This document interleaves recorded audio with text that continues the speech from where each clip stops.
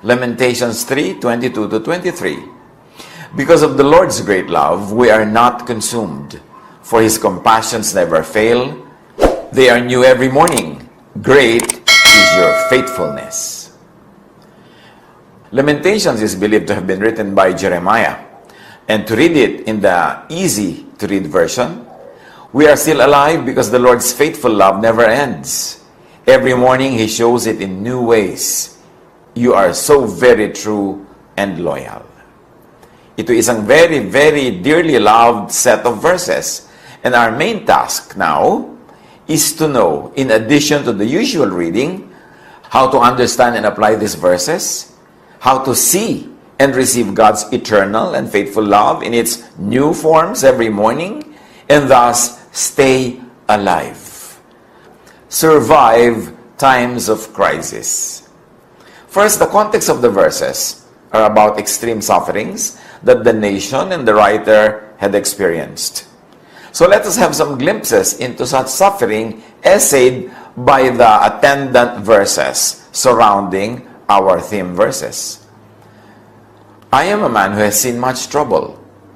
God beat us with a stick. He led and brought me into darkness, not light. He turned His hand against me. Even when I cry out and ask for help, He does not listen to my prayer. I thought I would never have peace again. I forgot about good things. I said to myself, I no longer have any hope that the Lord will help me. And we should note that the sufferings are believed to be associated with the conquest and oppression by Babylon or some other power. And we should also note that the people of ancient Judah and Israel ascribed to God everything that happened, whether it was good or bad. Even a lying spirit or an evil spirit from the Lord, they ascribed to God. Sa tingin kasi nila, walang nangyayari sa mundo na hindi galing sa Diyos, hindi pinapayagan ng Diyos. So they ascribe all of this, their defeats, their sorrows, their sufferings, as if God personally and subjectively acts and reacts all the time to whatever the nation does.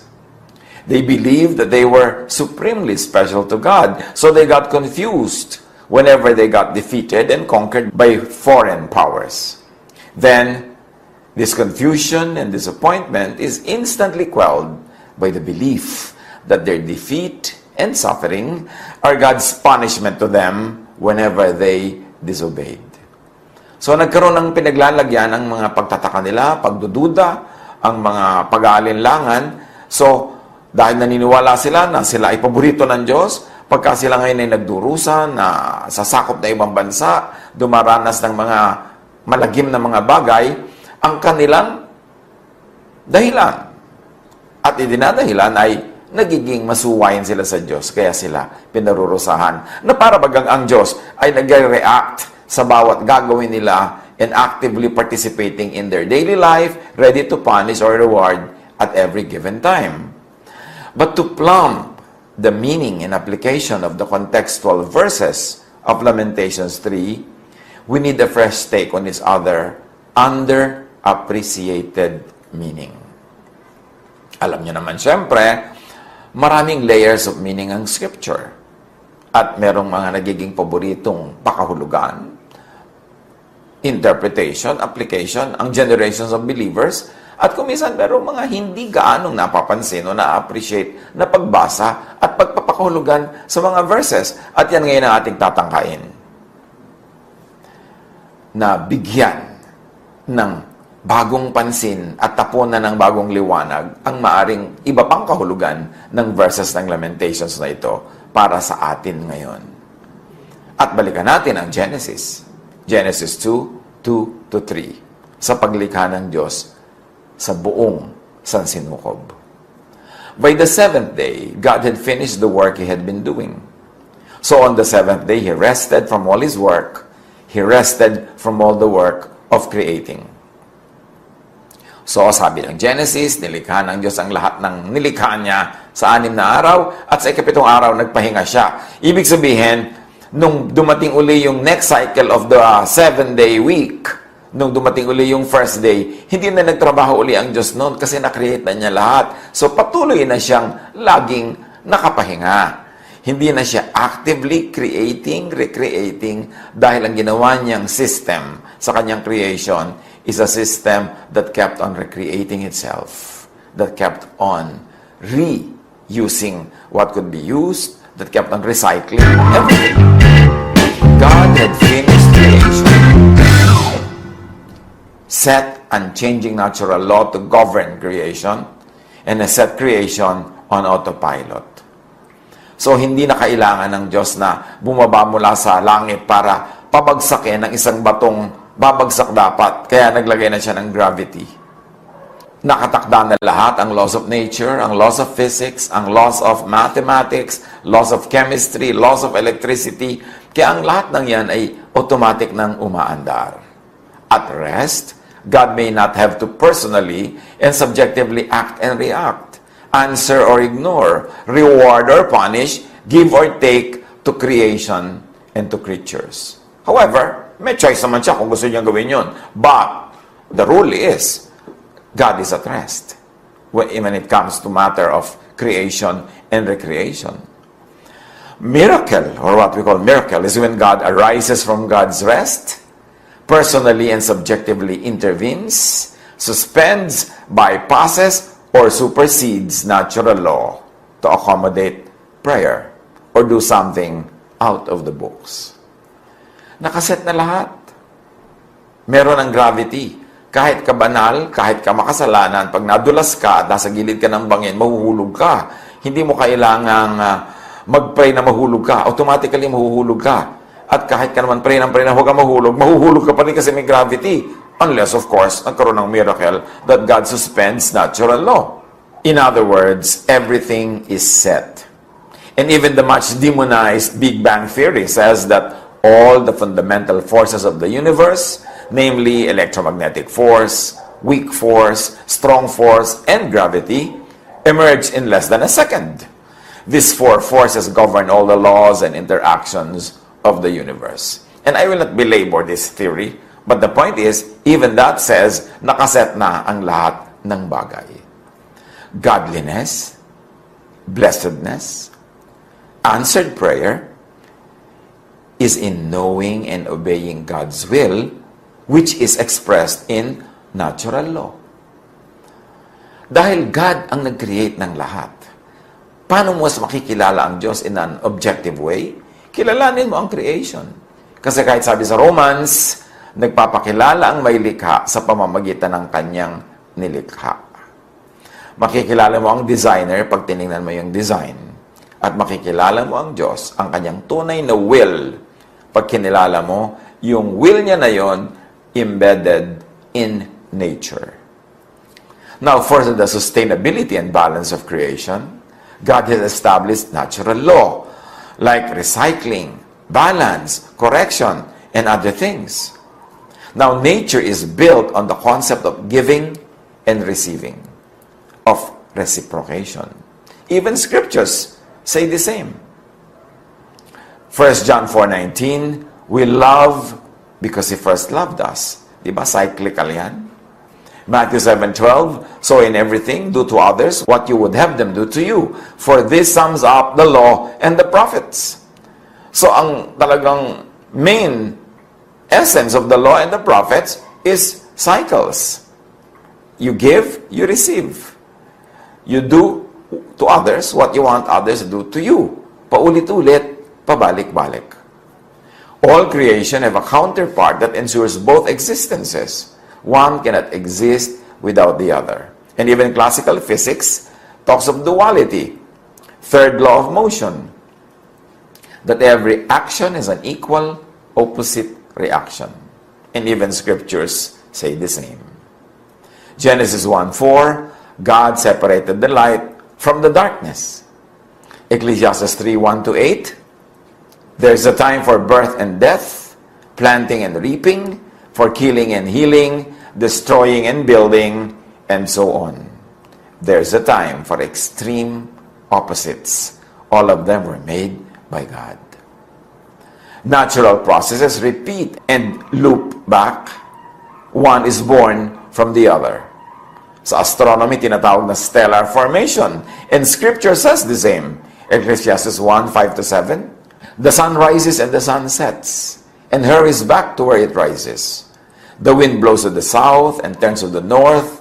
Round and round it goes, even returning on its course. All streams flow into the sea, yet the sea is never full. To the place the streams come from, there they return again. And Psalm 104:14.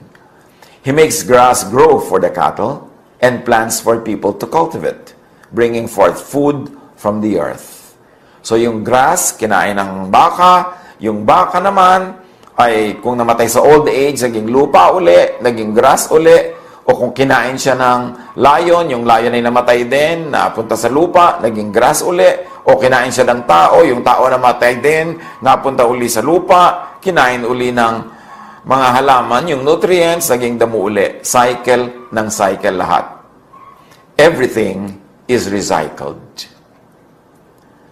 Now, natural processes repeat and look back. There is cause and effect. And the effect will become causes. And the causes will once again have effects. Tulad ng the laws of science, ng physics, math, chemistry. The law of equivalent exchange. Energy input equals energy output. Sa biological cycle, the carbon-oxygen cycle. And Scripture says the same. 2 Corinthians 8:14, at the present time your plenty will supply what they need, so that in turn their plenty will supply what you need. So, natural processes repeat and look back. One is born from the other. So there are methods of warning, correction, restoration, in creation. Pag nagkakaroon ng ecological imbalance, may warning yan. Mararamdaman nating lahat. Pagka merong imbalance, halimbawa sa katawan, nagkakasakit ka. Pag merong imbalance sa activity ng mga tao, magkakaroon siya ng mababasa niyang mga senyales that something is wrong. Ganon, naka-automatic ang creation.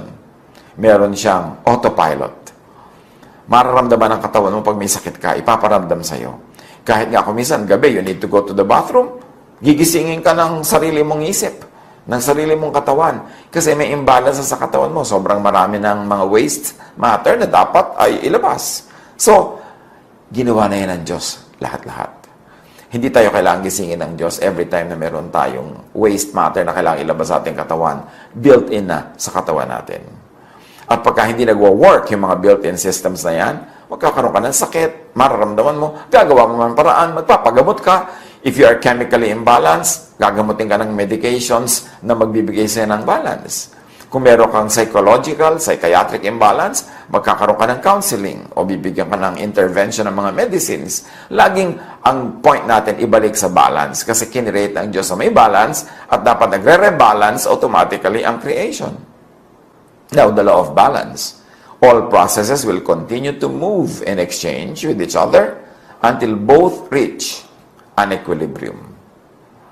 Ganyan din sa ecology at sa ecological balance. And then Scripture says the same. Proverbs 21:13, whoever shuts their ears to the cry of the poor will also cry out and not be answered. Ang tawag ng iba pa nga, karma.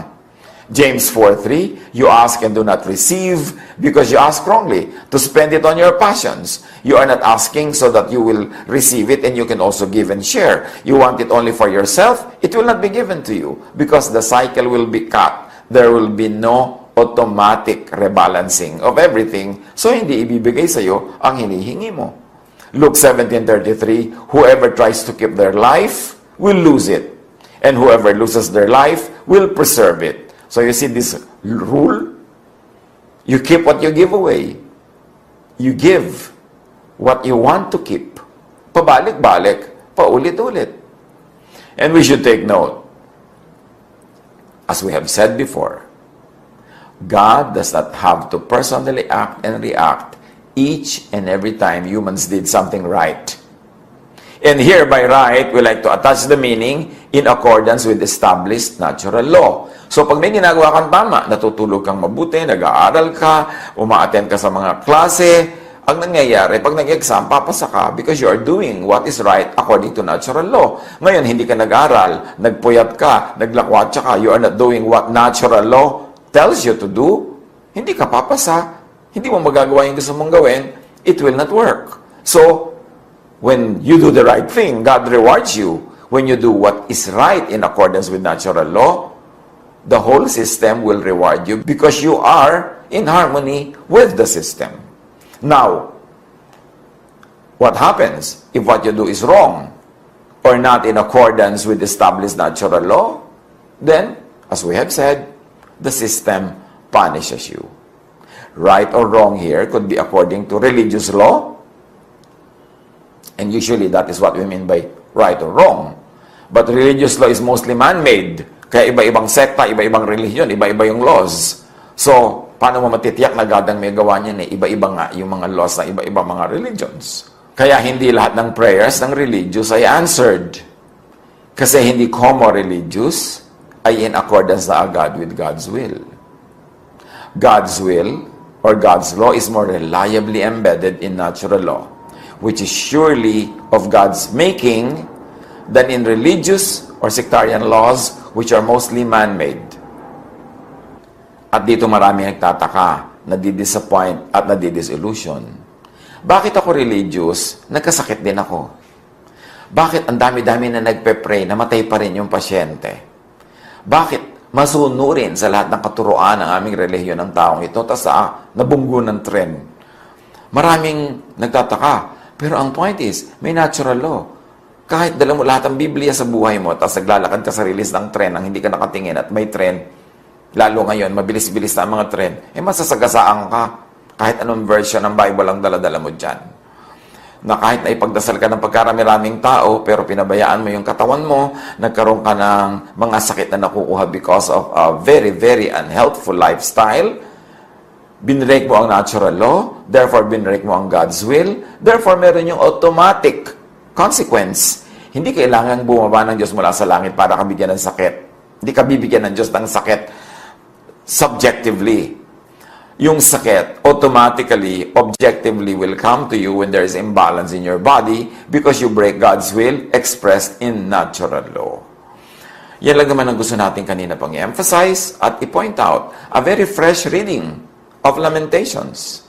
What does it mean that the blessing of the Lord is new every morning? What does it mean that the Lord will favor those who are living in accordance with His will? What does it mean to follow God's will?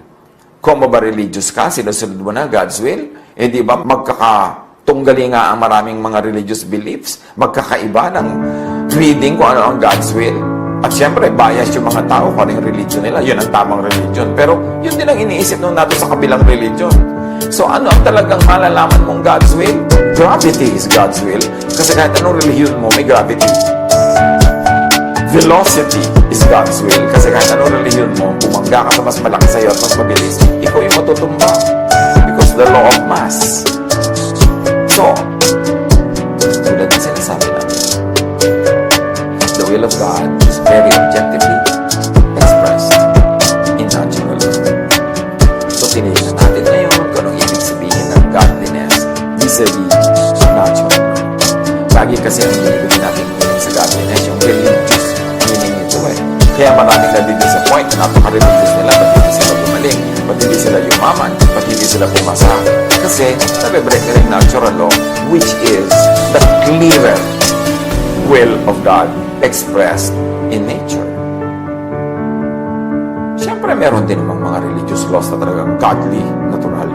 Meron mga religious policies na talagang from God. Pero paano mo malalaman ang lahat-lahat ng policies kung talagang from God? Especially kung ang mga policies, mga beliefs at interpretations ay magkakasalungat. So, mahalaga, alamin yung God's will in a religious way and lalo na alamin God's will through natural law. Now, tulad na sinabi natin, right or wrong could be according to natural law, which is God-made. Because you cannot make nature. We cannot create, we can only recreate. Kahit yung mga tinatawag natin mga inventions are only applications of natural law that had been discovered. Pero dati nandyan yan. Alam na ng Diyos lahat yan. Nakalagay yan. Embedded in nature. At pag ang mga tao through instruments, through inquiry, through scientific processes ay nakaalam ng mga laws of nature at na-i-apply ito to make inventions, we never create anything. We only rearrange and recreate out of what is previously created by God. Natural law works automatically, objectively, oblivious to people's religiosity, race, gender, or status. Proverbs 22 verse 2. Rich and poor have this in common. The Lord is the maker of them all. At sinabi rin sa New Testament, there is now no more man or woman, Jew or Gentile, slave or free, dahil kay Jesus, lahat ay pantay-pantay at pare-pareho ng muli. Ibinalik ni Jesus sa original status ng humanity na masyadong na-distort ng maraming mga religious experiences of humanity throughout time. Now, an important part of natural law is this: chance. Kasali yan sa natural law. At naiintindihan niya ni Solomon, sabi niya sa Ecclesiastes 9:11, the race is not to the swift, or the battle to the strong, nor does food come to the wise, or wealth to the brilliant, or favor to the learned, but time and chance happen to them all. Do not be disoriented when chance or stuff happens. Kasali yon. Meron yung accommodation within natural law. Natural law is God's objective, neutral, fixed, and permanent law. Natural law is God's faithful, non-sectarian prophet. Natural law is God's universal law, above human-made sectarian and religious laws. Ecclesiastes 1:7-9. What has been will be again. What has been done will be done again. And Proverbs 22:8, whoever sows injustice reaps calamity. Paulit-ulit, pabalik-balik, balancing. Therefore, godliness is obedience to natural law. It is one meaning that we are adding to our rich collection of meanings of godliness. Hindi natin tinatanggal yung godliness, meaning obedience to religious law. But now, dinadagdagan natin ang appreciation sa meaning ng godliness, appreciation of, obedience to, submission to natural law, because natural law is God-ordained. Galatians 6:7, God cannot be mocked. A man reaps what he sows, which is very natural law when applied. This being established, we can now proceed to plumb the contextual verses of Lamentations. Introduction pa lang ang discussion natin kanina. Gusto lang nating establish na yes, meron pa mga ibang magagandang readings, siyang Lamentations. Readings ng ibig sabihin ng being blessed. Readings ng being renewed in the Lord. Readings ng ibig sabihin ng godliness and pleasing God and therefore deserving or accepting or receiving blessings. So balikan natin yung mga verses ng Lamentations 3. But then I think about this and I have hope. We are still alive because the Lord's faithful love never ends. And may we read, because the Lord's natural correction and restoration never ends. Every morning He shows it in new ways. You are very true and loyal. I say to myself, the Lord is my God and I trust Him. Or, the Lord is my portion and I trust Him. And if we apply this, I will trust in and abide by His natural law. Pag sinabi mong, the Lord is my God, I will trust Him. Anong trust yun? First of all, trust in His natural law. Operate by it, obey it, live within its bounds, and you will be blessed. And the blessing will be automatic because it is built in. The Lord is good to those who wait for Him. He is good to those who look for Him. Now, an application that we like to propose now is that the Lord is good to those who wait and look for His natural law. Lamentations 3:26, it is good to wait quietly for the Lord to save them. And if I may add, and not make drama. He should remember that the Lord does not reject people forever. When He punishes, He also has mercy. He has mercy because of His great love and kindness, which we like to read as mayroong limit, may end ang correction. When balance is reached, titigil na ang correction. Pag gumaling na, titigil na ang medication. Pag naliwanagan na, titigilan na ang further illumination. So, ano ang application niyan sa buhay natin? To receive the blessings that we search for in Lamentations, magkusang mag-balance. Gusto mo palang ma-bless? Seek the Lord. Seek His law. Seek His natural law and abide by it, obey it, and if you had committed a mistake, correct it. Para magkaroon ng automatic correction, automatic balancing, automatic restoration. He does not enjoy causing people pain. He does not like to make anyone unhappy. But natural law is objective. No one is above natural law, no matter the religious status. Remember that. Dahil yan ang source ng maraming disappointment ng mga relihiyoso. Kuminsan, they neglect natural law and all they do is religious ritual, religious activity. Tapos, nagtataka sila pag hindi nila nakamit yung kanilang hinihiling sa Diyos. No one can say something and make it happen unless the Lord orders it. Or if we may say, unless it conforms with God's natural law. So, wag puro dasal, ngawa, pero walang gawa. Plant to harvest. Position yourself in the path of blessing, like the tree planted by streams of water. Alam nga namang tree ka, ang layo-layo mo sa streams of water, tapos ina-expect mo, sariwa ang dahon mo, mamunga ka, mamulaklak sa panahon, at maging malabay at matibay. At sa buhay, maraming ganyan. Sasabihin nila, the Lord will provide. So very religious, very spiritual ang dating. Pero hindi nagtatrabaho. Hindi nagtatanim. Walang ginagawang gainful employment or gainful production. Tapos nagtataka sila, nagdurusa sila, nagdarahop, naghihirap. Tapos sasabihin na, nasa na yung promise that the Lord will provide? Yes, the Lord will provide, but may gagawin ka. Tulad ng sabi na matatanda, nasa Diyos ang awa, nasa tao ang gawa. Plant so that you will harvest. Don't ask God to plant for you. When you plant, inilagay na ng Diyos sa lupa, sa hangin, sa tubig, ang lahat ng elements, para yung itinanim mo ay magbunga. So, hindi na kailangang bumaba ang Diyos mula sa langit para alagaan yung tanim mo. Built-in na. Pero kung nagtanim ka sa lupang hindi naman mataba, hindi mo naman diniligan, inilagay mo yung halaman na pang desert doon sa tabi ng ilog o sa basang-basang lupa, hindi magpa-prosper ang iyong agriculture. Kaya dapat alam mo yung laws of nature. Because God made all those laws. To be godly is to know and abide by the laws of nature. Huwag kang puro relihiyon, tapos walang gawa. Marami yan, mga living by faith po kami. Yung pala, living by hingi. Living by asking people to help them all the time. Faith ba yun? Di ba? Merong mga ganyang mga klaseng paniniwala na hindi sila gumagawa ng practical. Hindi nila ginagamot ang sarili, hindi sila nagpapagamot, hindi sila na bumuhay in a healthful way. Tapos nag-expect sila ng healthy bodies. Respect the law of nature. To disrespect the law of nature is to disrespect the lawgiver, who is God. Do what is humanly possible and practical. Then, pag nando ka na sa dulo ng kaya mo, hanggang doon ka na lang, doon ka humingi ng tulong sa Diyos. Doon ka magpatulong dahil hindi mo na kaya. Nasa dulo ka na ng kaya mo. Pero yung kayang-kaya mo pa, dapat gawin mo yon. Do what is natural and what is naturally possible.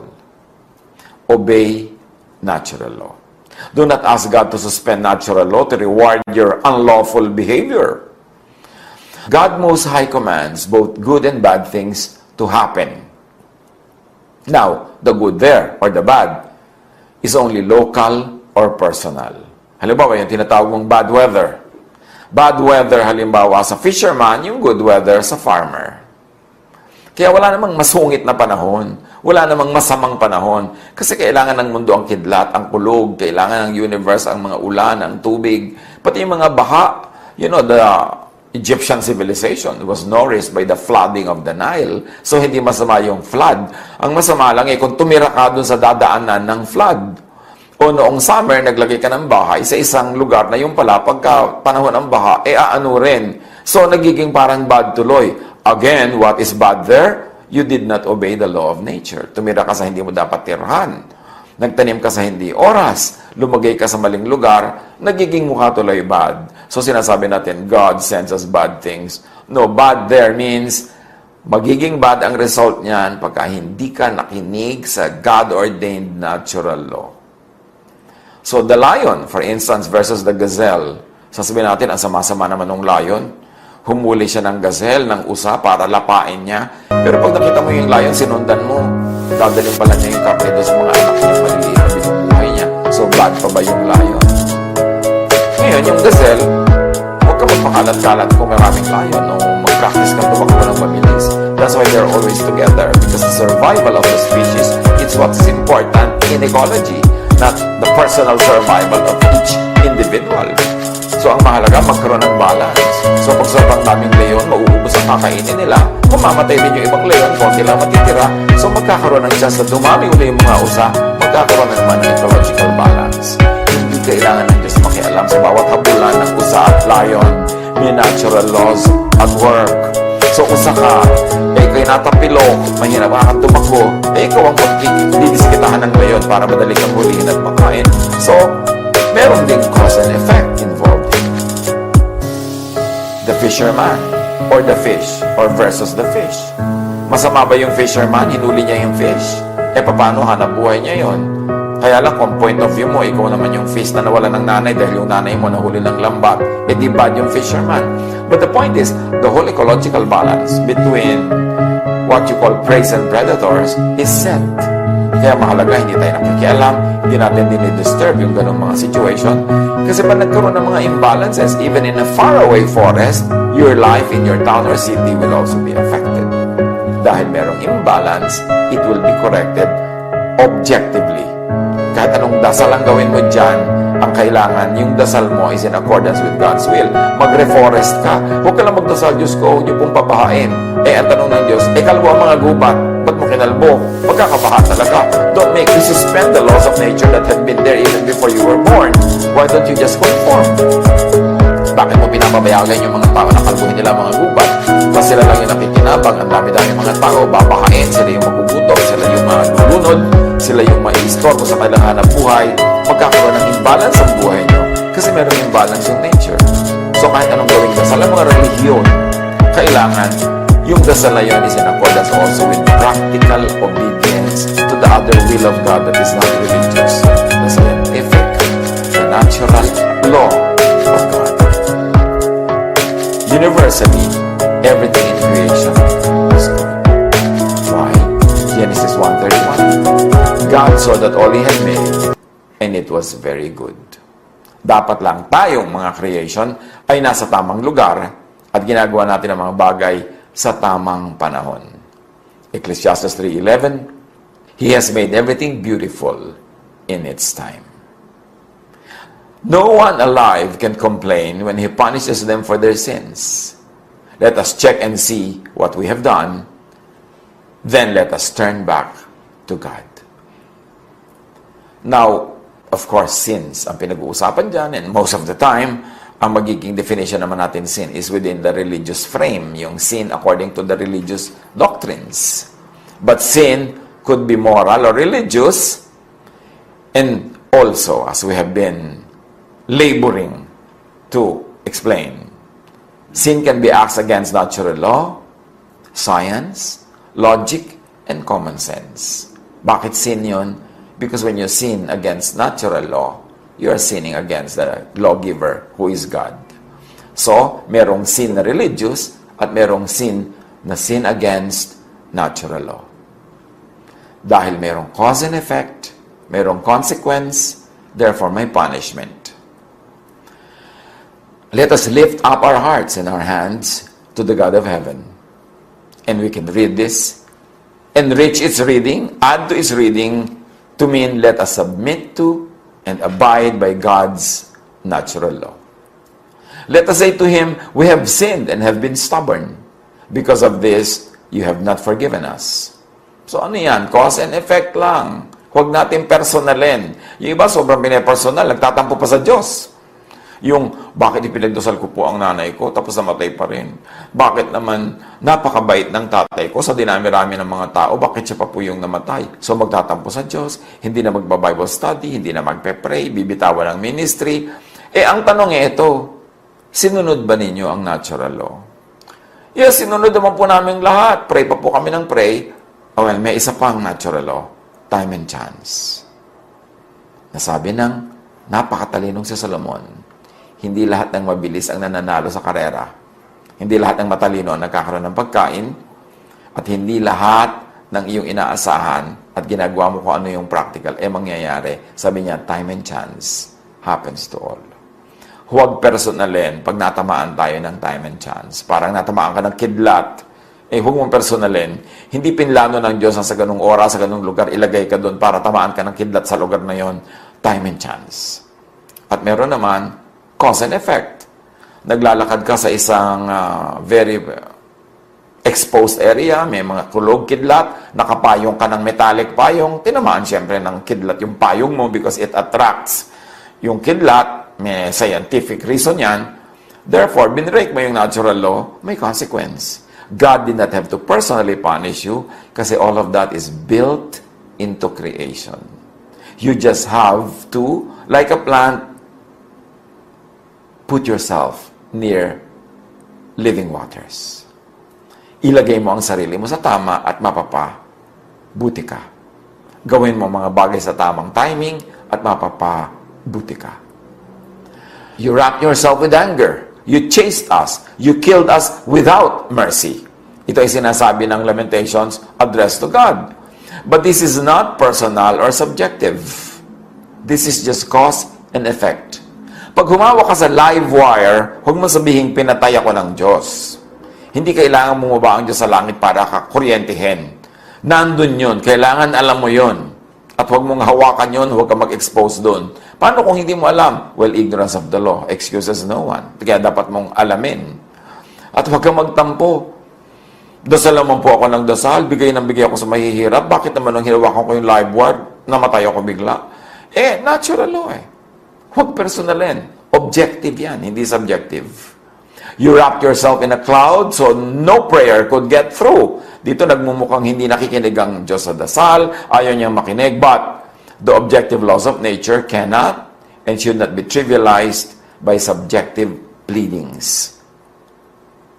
Hindi ka nag-aral, tapos magdadasal ka dyan na pumasa sa exam, yun yung sinasabing hindi dininig yung prayer. Hindi lumusot, hindi pumasok. Kasi not in accordance with natural law.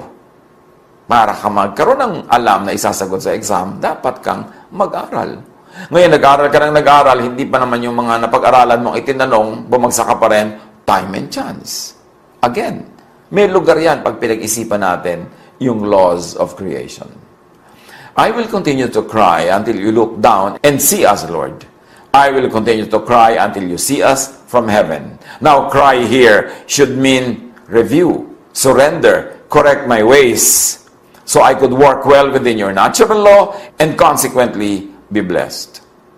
Correct my ways so I could obtain good effects by and with a good cause and method. Paano natin i-apply ang ganito mga bagay at mga isipin? Dapat tayong tumitingin sa verses in many ways para magkaroon tayo ng understanding sa mga bagay na ang tagal-tagal na natin hindi maintindihan tapos ipinagtatampo pa ko minsan sa Diyos. Survive by, thrive in, benefit from God's steadfast love, mercy, and faithfulness by understanding and abiding in His will, His natural law. By doing what is scientific, logical, natural, and practical because that is godly. Because God is God of science, of logic, of natural and practical laws. In fact, science could be God's last prophet. Maraming mga human prophets, maraming mga pretentious prophets, pero science, knowledge, objective knowledge could be God's very, very clear prophet. Why? Kasi ang ituturo sa atin ng mga ito, ang kanilang sasabihin, ay mga pawang galing talaga sa Diyos. Hindi pwedeng imbentuhin ng tao. Survive times of crisis, obey God, obey natural law. Basahin ang Lamentations with this frame. At gusto nyo, basahin nyo pa rin sa dating frame at idagdag ang frame na ito para lalo nating ma-appreciate kung anong kahulugan to live according to God's will and to be blessed by God because we are doing His will. At nasa ganon, mapakinabangan natin ang mga karunungan embedded in Scripture na marapat lamang nating hukayin, tapunan ng liwanag, at pakinabangan sa lahat ng panahon, lalo sa mga panahon pinagdaraanan natin ngayon. Hanapan ng mga application. I-apply para tayo ay mamuhay sa mas mabuti, mas magaan, at mas kapaki-pakinabang na bagay. God bless us all. God bless us all. God bless us all. God bless us all. God bless us all.